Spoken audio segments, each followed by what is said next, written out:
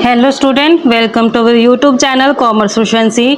आज की क्लास में कवर करेंगे कि लिमिटेशन क्या होती है गैप की। इसे लास्ट क्लास में कवर किया था कंसेप्ट कि कन्वेंशंस क्या है अकाउंटिंग की। अगर अभी तक आपने लास्ट क्लास ही नहीं देखी ताकि आपकी स्टडी में कंसिस्टेंसी बनी रहे। अगर अभी तक आपने मेरे यूट्यूब चैनल कॉमर्स प्रोफिशिएंसी को सब्सक्राइब नहीं किया, सब्सक्राइब कीजिए और बेल आइकन जरूर प्रेस कीजिए ताकि जब भी मैं न्यू वीडियोस अपलोड करूं सबसे पहले नोटिफिकेशन आपके पास जाए, आप वीडियोस को देखकर आपकी स्टडी बूस्टअप हो। कवर करते हैं लिमिटेशन ऑफ गैप कि जैसे जैसे टाइम बीतता जाता है तो जो पिलर्स हैं, यानी कि जो खंबे जिसके ऊपर हमारी अकाउंटिंग खड़ी है, जो स्ट्रक्चर है अकाउंटिंग इंफॉर्मेशन का वो क्रिएट किया गया।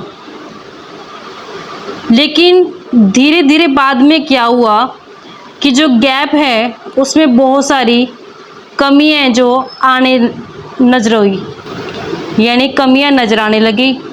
तो क्या कमियां रही गैप के अंदर? फर्स्ट आती है use of alternative policies and practice.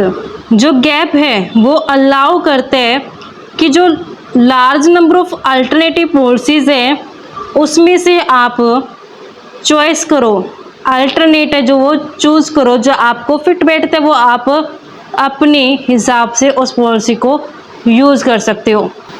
Same item के लिए अल्टरनेटिव पॉलिसी है जो बनाई गई है गैप के अंदर, जिसका रिजल्ट क्या होता है, जो डिफरेंट एंटरप्राइज होती है फिर वो डिफरेंट अकाउंटिंग पॉलिसी को जो अडॉप्ट करती हैं सेम ट्रांजेक्शन के लिए, और जो एंटरप्राइज होती हैं वो डिफरेंट अकाउंटिंग पॉलिसी को फॉलो करती हैं सेम आइटम के लिए लेकिन डिफरेंट अकाउंटिंग पीरियड के अंदर।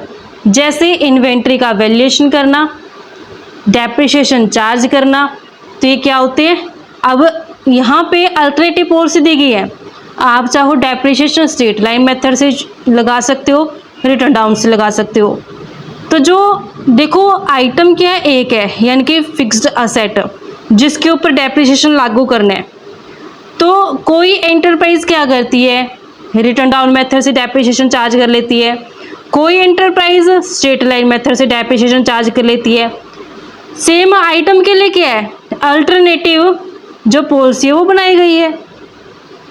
और सेकेंडली क्या करते हैं कि डिफरेंट अकाउंटिंग पीरियड के अंदर भी डिफरेंट पॉलिसी है जो सेम आइटम के लिए वो यूज़ की जाती है, जिस कारण से जो फाइनेंशियल स्टेटमेंट आती हैं वो इनकंसिस्टेंट हो जाती हैं और अनकम्पेरेबल हो जाती हैं। इनकंसिस्टेंट का मतलब क्या है कि अगर मैं इस साल यूज़ कर रही हूँ स्ट्रेट लाइन डेप्रिसिएशन मेथड, फिर मैंने नेक्स्ट ईयर यूज़ कर लिया रिटर्न डाउन वैल्यू मेथड, तो कंसिस्टेंसी क्या होगी, ख़त्म हो गई है। कंसिस्टेंसी का मतलब क्या है कि अगर मैंने एक साल में जो मेथड यूज़ कर लिया ना वही मेथड में आने वाले सालों में यूज़ करूँ, चेंज ना करूँ मेथड को। तो जब डिफरेंट मेथड को यूज़ किया जाता है एक आइटम के लिए तो उसमें इनकंसिस्टेंसी बनी जाती है। और सेकेंडली हम कंपैरिजन भी नहीं कर पाते, क्योंकि कंपैरिजन करने के लिए भी क्या चाहिए, कंसिस्टेंसी चाहिए। तो जब कंसिस्टेंसी नहीं है तो कंपैरिजन करना भी क्या हो जाएगा, मुश्किल हो जाएगा। तो ये कमी बन गई गैप की। नेक्स्ट लिमिटेशन आती है अधेरेंस टू हिस्टोरिकल अकाउंटिंग, कि जो गैप है ये किसके ऊपर बेस्ड है, principle of historical accounting. Historical accounting क्या कहती है कि जो फिक्स्ड असेट हमने परचेज किए ना, जिस कॉस्ट पे हमने उसको अक्वायर किया है उसी कॉस्ट को बेस मान के मैं अकाउंटिंग रिकॉर्ड मेंटेन कर रहा हूँ आने वाले टाइम्स के अंदर। लेकिन जब हम अकाउंटिंग को हिस्टोरिकल अकाउंटिंग बेस करके चलते हैं तो इससे फेल हो जाते हैं इंश्योर करने के लिए मेंटेनेंस है जो कैपिटल की, और जो रियल टर्म होती है वो इकोनॉमिक कंडीशन के अंदर चेंजेस आने से वो भी क्या आ जाती है, मतलब कि रियल टर्म सही नहीं रहती, यानी कि यहाँ से जो फेल हो जाती है ऑर्गेनाइजेशन फिर अपने आप को मेंटेन करने के लिए। जैसे एग्जांपल के लिए जो डेप्रिसिएशन चार्ज किए जाते हैं वो हिस्टोरिकल कॉस्ट के ऊपर चार्ज किया जाता है, वहीं रिवेन्यू किसके ऊपर ले ली गई है, करंट प्राइस के ऊपर। तो ये चीज़ तो सही नहीं की ना कि आप डेप्रिसिएशन तो हिस्टोरिकल कॉस्ट बेस ले रहे हो, पास्ट जो कॉस्ट उसको उठा के चल रहे हो, और रिवेन्यू का आप करंट प्राइस लेके चल रहे हो। तो ये मैच नहीं है, जिससे रिजल्ट क्या आएंगे, सही नहीं रिजल्ट आएंगे। नेक्स्ट आता है यूज़ ऑफ पर्सनल जजमेंट। तो पर्सनल जजमेंट का जो यूज़ किया जाता है जब भी एप्लीकेशन की जाती है अकाउंटिंग प्रिंसिपल की, यानी कि अकाउंटिंग प्रिंसिपल को अप्लाई करते समय एक अकाउंटेंट अपनी पर्सनल जजमेंट का इस्तेमाल करता है। जैसे एग्जांपल के लिए मैचिंग कंसेप्ट लेते हैं। मैचिंग कंसेप्ट कहते हैं कि जो मैंने इस साल रिवेन्यू जनरेट की है उस रिवेन्यू को मैं मैच करूं एक्सपेंस के साथ, वो एक्सपेंस जो मैंने रिवेन्यू को जनरेट करने के लिए किए हैं। तो यानी कि एक अकाउंटिंग पीरियड के दौरान जितना मैंने रिवेन्यू जनरेट किया और उस रिवेन्यू को जनरेट करने के पीछे जितने एक्सपेंस किए हैं उन दोनों को क्या करूं, मैच करके चलूं। लेकिन यहाँ पे ये चीज़ तो नहीं बताई ना उसने कि जो एक्सपेंस आएंगे उनमें कौन से लेके चलने हैं हमने, क्या वो कैपिटल आएंगे, क्या वो रिवेन्यू आएंगे या फिर डेफर्ड रिवेन्यू आएंगे। तो जो ये चूज़ किया जाएगा एक्सपेंडिचर, ये किसके ऊपर चूज़ किया जाएगा, पर्सनल जजमेंट के ऊपर बेस्ड चूज़ किया जाएगा।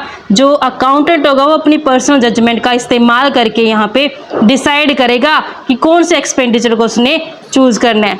नेक्स्ट आता है lack of index of gap. यहाँ पे कोई भी ऐसा इंडेक्स नहीं बनाया गया कंसेप्ट और पोस्टुलेट्स के लिए जिसके ऊपर अकाउंटेंट है जो एग्रीड हों, जिस कारण से जो अकाउंटेंट के ओपिनियन होते हैं वो डिफरेंट आते हैं गैप को लेकर के।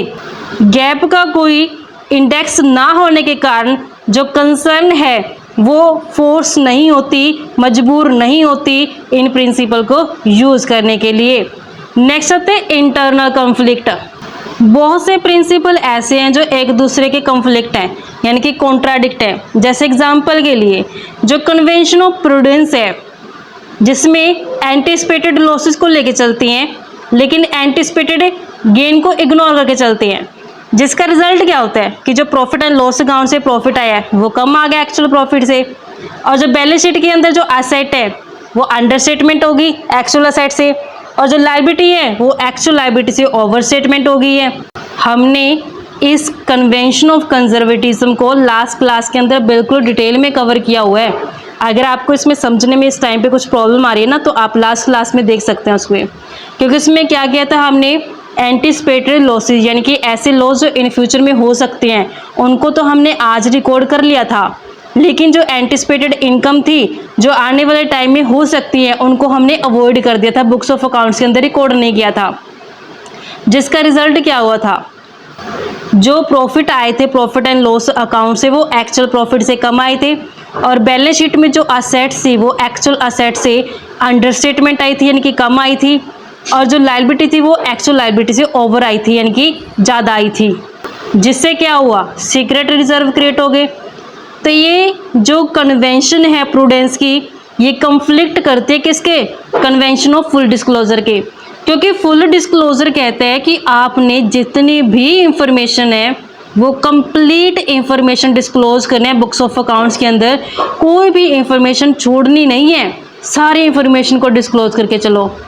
तो यहाँ पे दोनों ही जो अपनी कन्वेंशन है, कन्वेंशन ऑफ प्रूडेंस यानी कि जो कन्वेंशन ऑफ कंजर्वेटिज्म भी बोलते हैं इसका अनदर नेम, और जो कन्वेंशन है फुल डिस्क्लोजर, ये दोनों आपस में क्या एक दूसरे के कॉन्ट्राडिक्ट हैं। तो इस तरीके से बच्चों हमारे पास ये कंसेप्ट बनता था। आई होप आपको क्लियर हो गया। नेक्स्ट क्लास में कवर करें एक नया चैप्टर। ऐसे ही रेगुलर क्लासेस के लिए आप मेरे यूट्यूब चैनल कॉमर्स एफिशिएंसी को सब्सक्राइब करें, लाइक करें, शेयर करें और बेल आइकन जरूर प्रेस करें ताकि जब भी मैं न्यू वीडियोस अपलोड करूं सबसे पहले नोटिफिकेशन आपके पास जाए, आप वीडियोस को देखकर आपकी स्टडी बूस्टअप हो।